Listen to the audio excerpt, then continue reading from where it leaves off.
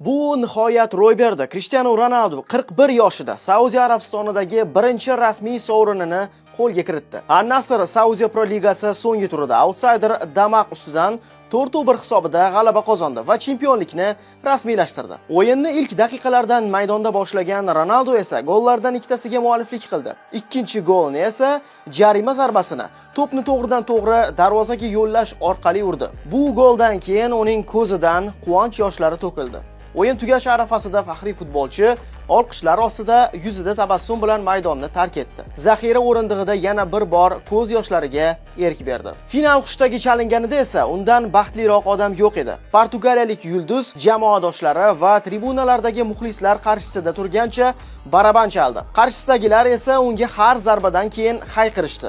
Shundan keyin An-Nasr stadionida chempionlarni taqdirlash marosimi o'tkazildi. Ronaldo boshiga klub sharfi o'ralgan, yelkasiga Ritser Ronaldo yozuvi tushirilgan futbolka kiygan holda chiqib keldi va kubokni boshi uzra baland ko'tardi. Bu Ronaldoga atalgan oqshom edi. U nihoyat 4-urinishda Saudiya ligasida g'olib chiqdi. Bu uning so'nggi 5 yil ichidagi birinchi sovrini bo'ldi.